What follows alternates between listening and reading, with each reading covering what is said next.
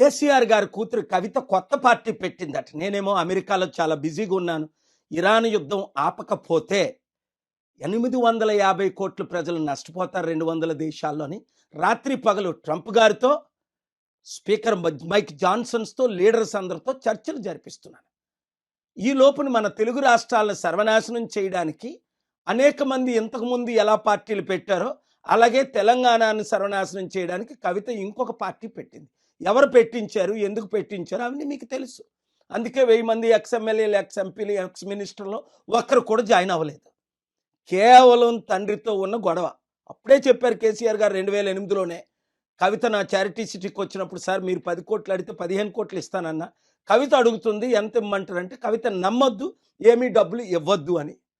కేవలం అన్నతో ఉన్న గొడవలతో తండ్రి సెటిల్ చేయకపోతే లక్షల కోట్లు ఆస్తి కొరకు, ఎందుకంటే కేసీఆర్ గారు తెలంగాణ ఏర్పడినప్పుడు 1,40,000 కోట్లు మిగిలింది. ఆయన 10 సంవత్సరాలు వెళ్ళినప్పుడు 25 లక్షల కోట్లు దాదాపు బడ్జెట్. ఆ తర్వాత 8 లక్షల కోట్లు అప్పు. అంటే 33 ప్లస్ దాదాపు 35 లక్షల కోట్లు. ఎన్ని లక్షల కోట్లు మిగిలింది? తనకి ఎన్ని లక్షల కోట్లు ఇవ్వాలి? నాకెందుకు సీఎం పోస్ట్ ఇవ్వరు? నా దగ్గర 1000 కోట్లు ఉన్నాయి, నేను ఖర్చు పెడతాను అని ఇప్పుడు కోట్ల రూపాయలు ఖర్చు పెట్టి ఫ్రంట్ పేజీలో న్యూస్లో వేయించుకొని మన బీసీ, అంటే నేను బీసీగా మాట్లాడుతున్నాను, మన కాపులు, నేను కాపుగా మాట్లాడుతున్నాను, ఎస్సీ, మన ఎస్సీ, ఎందుకంటే నేను ఎస్సీ దళితుల అమ్మాయిని పెళ్లి చేసుకున్నాను కనుక కులాలకు, మతాలకు, ప్రాంతాలకు అతీతంగా నేను సేవ చేశాను కాబట్టి మనల్ని మోసం చేయడానికి మరలా కవితని దించారు. 80 సంవత్సరాలు మన బీసీల్లో ఒక్కడు ముఖ్యమంత్రి అయ్యాడా? 60% ఉన్నా. మన కాపుల్లో ఒక్కడిని ముఖ్యమంత్రి చేశారా? 27% ఉన్నా. మన దళితులు కానీ, ఎస్టీలు కానీ, ముస్లింలు కానీ, క్రిస్టియన్స్ని కానీ ఒక్కరిని 5 సంవత్సరాలు ముఖ్యమంత్రి చేశారా? ఇప్పుడున్న పార్టీలు 12 మంది రెడ్లు అయ్యారే. 3% ఉన్న వాళ్ళు 3 అయ్యారే. మనల్ని అవ్వనెవరు?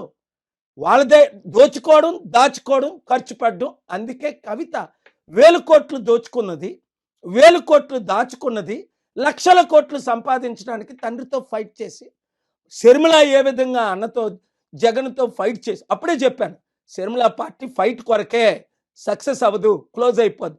పవన్ కళ్యాణ్ టీడీపీ బీజేపీలో కలిసిపోతాడు. చిరంజీవి కంప్లీట్గా కాంగ్రెస్ పెట్టిన పార్టీ కాంగ్రెస్లో విలీనం అవుతాడని 2008లో నేను చెప్పలేదా? 2011లో ఆయన విలీనం అయిపోలేదా ఎంపీ తీసుకొని? ఇంకెన్నిసార్లు మోసపోతారు? మంచి వారికి అవకాశం ఇవ్వలేదా కోదండరాం లాంటి వాళ్ళకి? కనుక ఈ ఇప్పుడున్న 2-3 కులాలే కదా 80 సంవత్సరాలు మన తెలుగు రాష్ట్రాలు వెళ్తున్నాయి.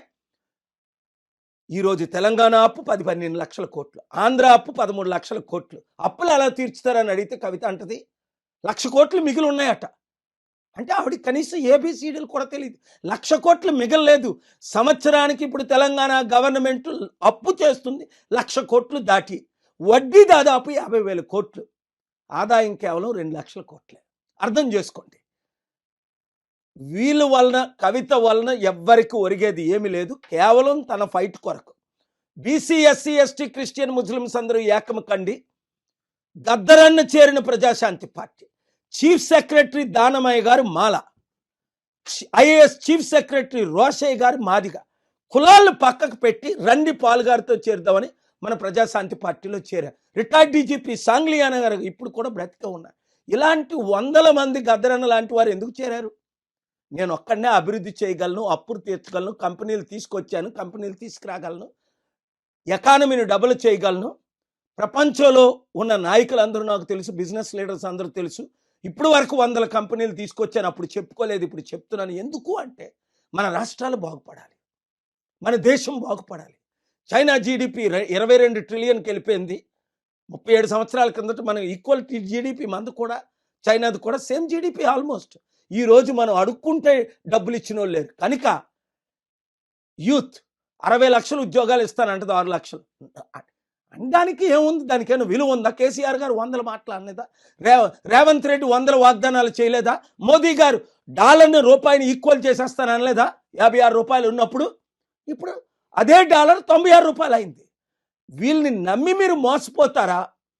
మన బీసీ, ఎస్సీ, ఎస్టీ, క్రిస్టియన్, ముస్లింలు అందరూ ఏకం అవుదామా?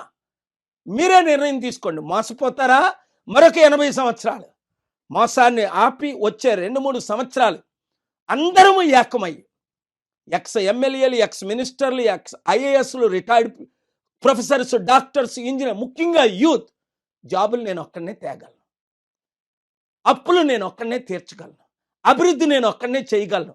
అందుకే ఈరోజు ట్రంప్ మొదలుకొని ప్రపంచ నాయకులందరూ నా సలహాలు తీసుకుంటున్నారు, నాతో కూర్చుంటున్నారు, నాతో సమయం గడుపుతున్నారు. ఎందుకు? ప్రాబ్లమ్స్ అందరికీ తెలుసు, కానీ ఎవరు సాల్వ్ చేయగలరు?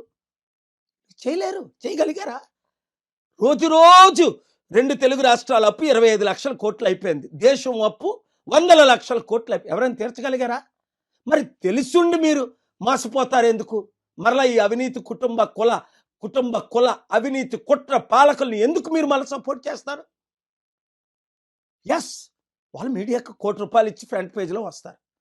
అది వద్దు. మనకి మార్పు రావాలి. ఆ మార్పు మనమే తేవాలి. ఆ అభివృద్ధి మనమే చేయాలి. మనం అందరం కలిసి పోరాడాలి. ప్రజాశాంతి పార్టీ, అవినీతి లేని పార్టీ, అందరినీ అభివృద్ధి చేసే పార్టీ. మీరు నేను కలిసి చేద్దాం. 2028, 29 ఎలక్షన్లో సంపూర్ణ మెజారిటీతో 2 తెలుగు రాష్ట్రాల్లో గెలుద్దాం. అభివృద్ధి అంటే చేసి నేను చూపిస్తాను. మీరందరూ 7569441275 గ్రూపులు పెట్టి ఒక్కొక్కరు 100 మందిని 1000 మందిని చేర్చి ఈ ఇరాన్ యుద్ధం సాల్వ్ అవగానే నేను మరలా వస్తాను. కాబట్టి కలిసి పనిచేద్దాం, అభివృద్ధి చేద్దాం. We can do anything. Share this video with everybody.